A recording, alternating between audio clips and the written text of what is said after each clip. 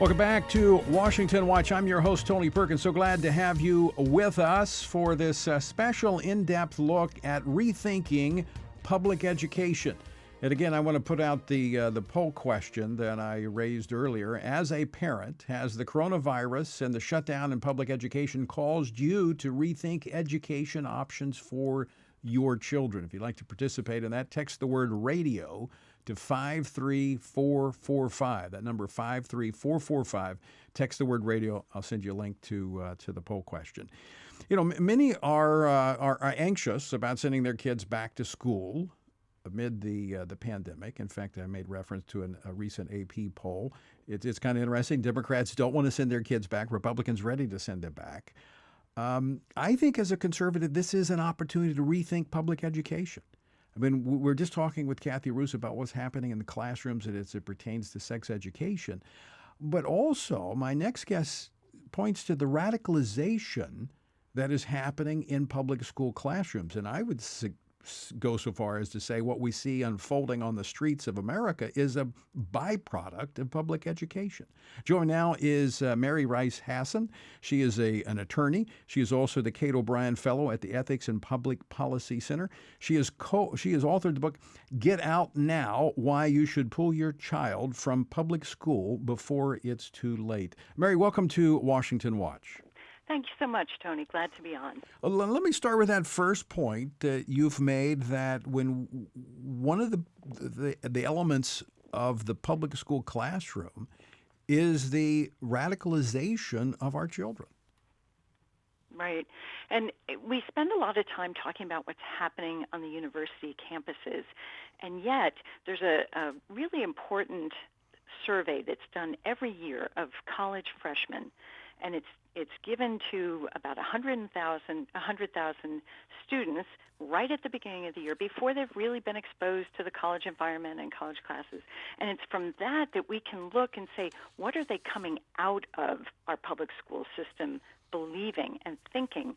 And I was just looking at the data from 2019, in other words, the freshmen from this year. And what we find is that the vast majority of kids call themselves either middle, but liberal or radical left, and that it's almost twice as many who are calling themselves that as opposed to conservative. But perhaps more importantly, we see a difference in how they view themselves compared to their parents. There's only about 2/3 of entering college students who say that they hold the same beliefs as their parents. And we see that in religion, but we see it also with this politicization, this bent towards activism. So 40% of these college freshmen are entering saying they're already planning to be part of protests and demonstrations, just kind of in general. That's what they've learned, that being a citizen is about activism, not in a productive way, but in terms of what we're seeing on the streets, unfortunately. Yeah. So Mary, let me ask you, are you surprised with what we see happening in some of America's major cities as a result of your study in public education? No, actually I'm not, because when we looked at and spent several years researching what was going on in the public schools, and I'll preface this by saying there are many good teachers, administrators, and families who have their kids in public schools. So, right. So I certainly don't want to disparage them. But the reality is most parents have very little control over what their kids are being exposed to, and they're kept in the dark. And so what we were seeing was this influx of materials coming from almost exclusively from progressive organizations that supplement approved curricula. So you have Southern Poverty Law Center, which does teaching tolerance, and they provide a steady stream of materials to public school teachers. And so that's the sort of thing that's brought into the classroom sort of in a back-end way. But more importantly, one thing I've heard from parents as they've been home with their kids over the past few months is they're having conversations that they really weren't having before.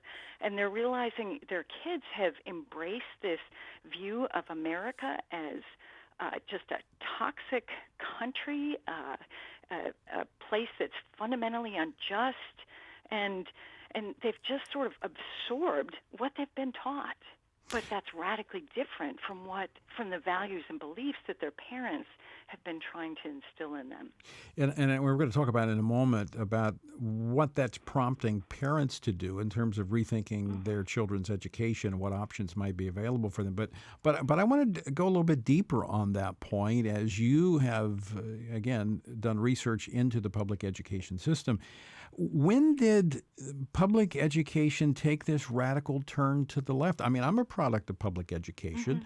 I went to school in Oklahoma. It was a God-fearing, American-loving school. When did education take this hard turn left? Well, it clearly has taken this hard turn left in the last decade. But I would say in some places, the more conservative areas of the country, it's even in the past 5 years. But under the Obama administration, there was a whole lot that was just brought into the schools. And local school boards are co-opted, and they're doing the will of the teachers' unions. They're not listening to the parents. So we saw that with the fight over in just countless school districts over gender identity and transgender policies, and you'd have parents showing up in droves to address their concerns for their kids' privacy, safety, their religious freedom, scientific reality, the truth of biology, and they would bring all this forward, and yet the school boards just voted lockstep with the LGBT lobbies as well as the teachers' unions and all of the teacher professional associations. We really have to think of them as lobbies, the School Counselors Association, the secondary school principals, all of those. They're all lockstep with the progressive agenda. So it's been eye-opening for many parents that even though they may have sent an older child to public school and they graduated, say, 5-7 years ago, what their younger children are being not just exposed to, but indoctrinated with is radically worse, and there's far less freedom to disagree without being called a bigot or shamed or just silenced, which is very tough for any child.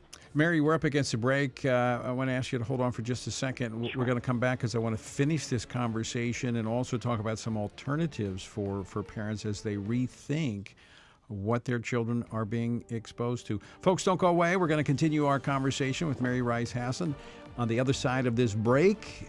Don't go away. You won't want to miss it.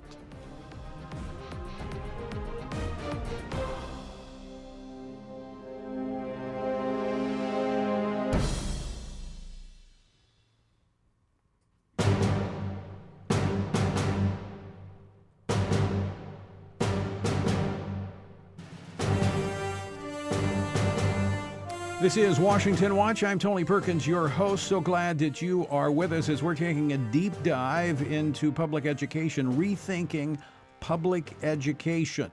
My guest in this segment, Mary Rice Hasson, she's an attorney. She is also the author of Get Out Now, Why You Should Pull Your Child from Public School Before It's Too Late. Mary, thanks so much for sticking with us through the break there. I want to go, first off, the point you made at the very end there is that this is not the public education that parents went to, nor even their older siblings. I mean, it's just changed in the last decade. We've seen this radical change in public education, new world, new radical world for public education. But I want to underscore something you write about in your book, so that our listeners understand that not only is there this radical sex education, but in order to accomplish that, they also have to attack religion, and that's in the crosshairs. Absolutely, and I think our public schools have become a God-free zone, unless, of course, you're talking about certain minority religions, which can be brought in some places, but even there, not exclusively. It's largely God-free. And so, again, if you look at the data, if you look at